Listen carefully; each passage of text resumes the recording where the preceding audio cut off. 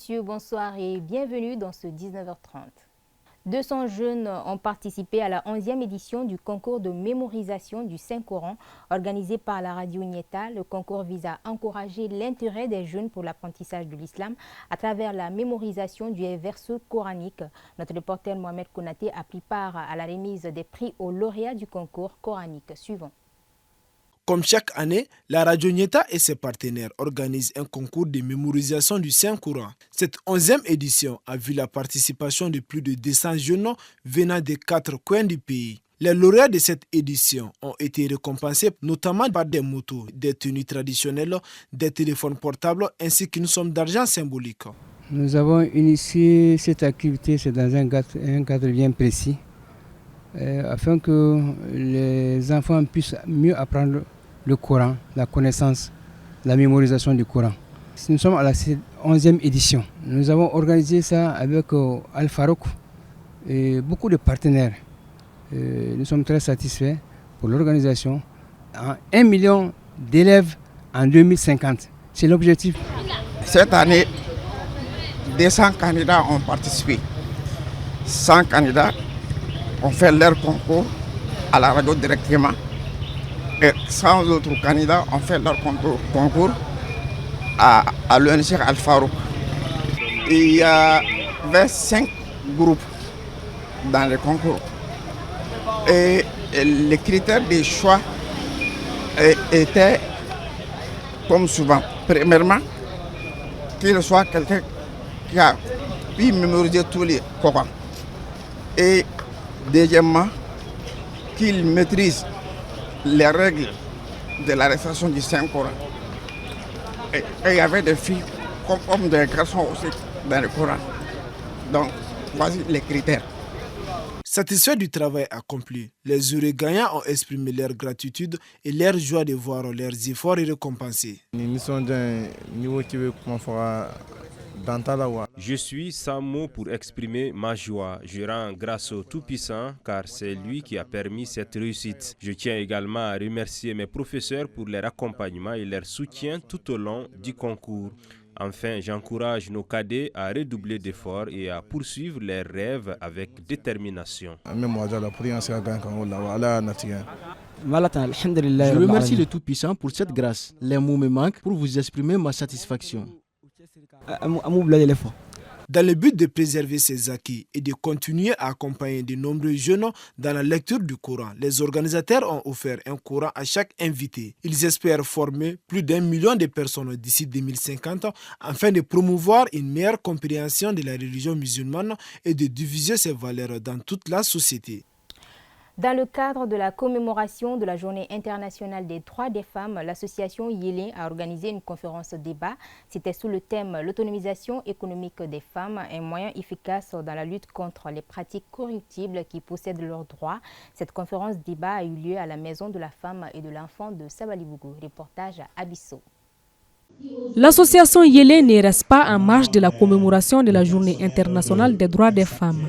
Vêtus en pain 8 mars, ses membres ont pris part à un panel d'échange autour du thème « L'autonomisation économique des femmes, un moyen efficace dans la lutte contre les pratiques corruptibles qui affectent leurs droits ».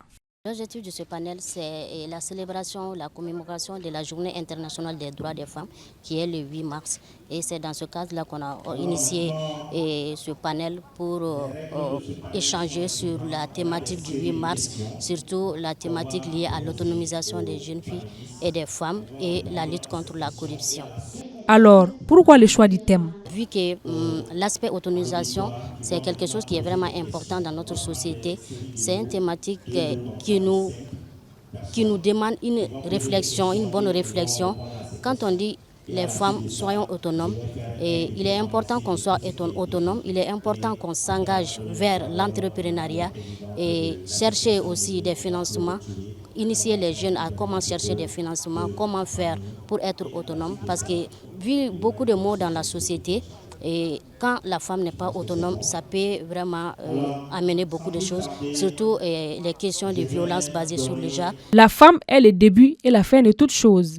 Une initiative que la présidente du réseau des femmes pour la consolidation de la paix encourage fortement. L'initiative de l'association est à saluer puisque ce n'est pas donné à toutes les femmes de le réaliser. Chaque fois pendant le 8 mars, c'est les folklore qu'on le fait. Mais dans ces dernières années-là, nous les femmes, on a compris qu'on n'est plus dans les folklore.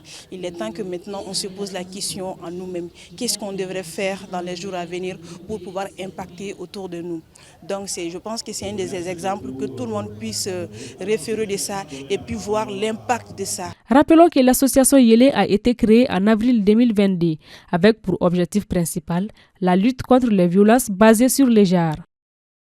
Portrait de femme battante, celle qui a attiré notre attention ce soir est Salimata Sidibé, comédienne et figure incontournable du théâtre malien. Elle a dédié sa vie à la promotion de la culture à travers son art.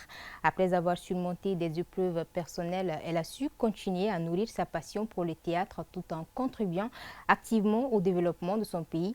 Distinguée à plusieurs reprises pour ses réalisations artistiques, elle reste une source d'inspiration pour les générations futures. Suivant ce dossier réalisé par Amadou Diallo, Souleymane Keita, Amadou Loubekone et Moussa Balou.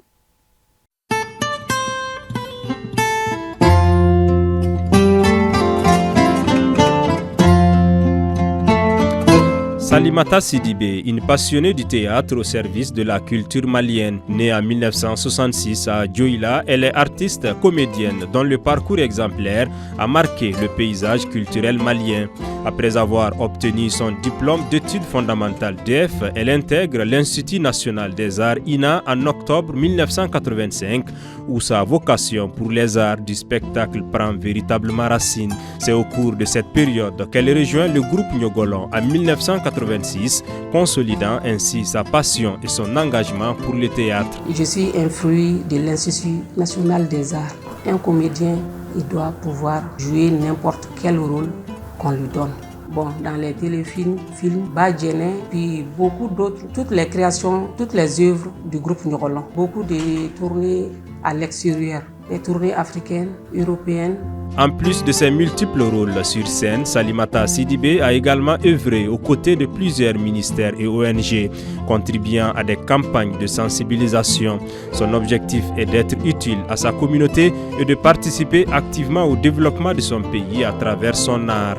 Notre travail, c'est axé sur la sensibilisation uniquement. Nous travaillons avec les différents ministères et puis les ONG. Nous ne faisons que la sensibilisation. Bien sûr, on fait du théâtre d'art, mais on a mis l'accent sur la sensibilisation. Notre objectif, c'est vraiment sensibiliser notre population. La carrière de Salimata Sidibé a connu des épreuves, notamment la perte de son mari, Ténéman Sanogo, dit l'accident en 2016.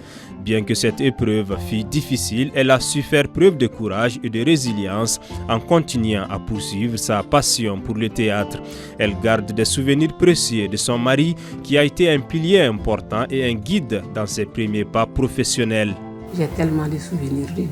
On a joué ensemble, on a fait des tournées ensemble. On a joué dans des pièces vraiment telles que Sambani Sira.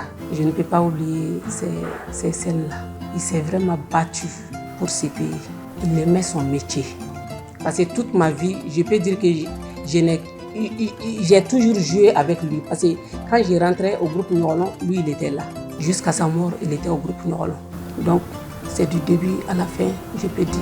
Les qualités humaines et professionnelles de Salimata Sidibé sont largement reconnues par ses collaborateurs et collègues qui saluent son engagement et son courage. Bon, Sali est dans le groupe Nyogolon, ça fait un bout de temps. Nous avons beaucoup travaillé ensemble. J'ai dit partout que le groupe Nyogolon est une famille. Sali, Salim, Malik, Père à Ténéman Sanogo, etc. Nous avons toujours travaillé dans la joie. Et puis on s'entraide. Elle respecte les gens. On la connaît par rapport à ses qualités humaines. À commencer d'abord par le respect de la personne. C'est très important. Nul n'est parfait. Mais avec nous, elle a su vraiment garder, comme on le dit, le sens humain. Durant sa carrière, ce qui m'a beaucoup plu, je vous le dis, je l'ai dit à elle-même, après avoir perdu son mari et qu'elle arrive jusque là, à se donner pour ce travail, vraiment c'est salutaire. Salimata Sidibé entretient de très bonnes relations avec sa famille et ses voisins qui louent également son dévouement à sa carrière. On est ensemble il y a à peine 20 ans. C'est une bonne personne. Elle a des qualités vraiment impeccables. C'est une bonne personne. Elle ne fait rien sans les voisins, sans les voisines. On est toujours ensemble. Je suis sa tante. Depuis à l'âge de 3 ans, elle était avec moi. Son éducation quand même ne m'a posé aucun problème. Ma belle-mère même a eu un jour à me dire que, voyant les autres enfants là, est-ce que je pourrais les élever comme Sali? Sali, c'est une belle-sœur, c'est une amie, voilà, et c'est de longue date. Ça n'a pas commencé maintenant. Et ça continuerait par la grâce de Dieu. Et Sali est humble. Elle est humble, elle est patiente. C'est nous-mêmes qui pouvons peut-être l'emmerder, je dirais, mais elle non. Et une belle-sœur de surcroît, alhamdoulilah.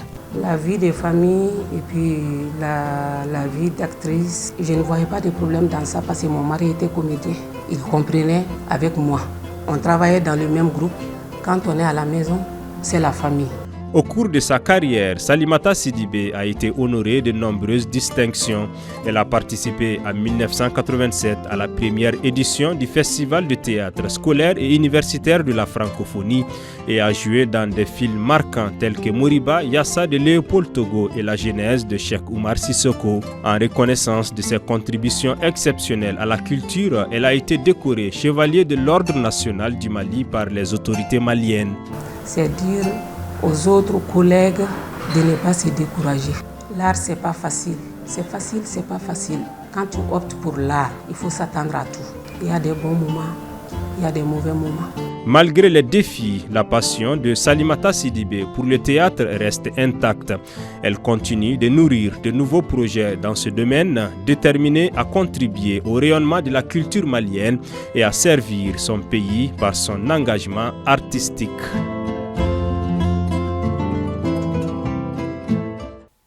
C'est donc l'essentiel de ce journal. Merci de nous suivre. Bonne soirée à tous et bonne suite des programmes sur ORTM2.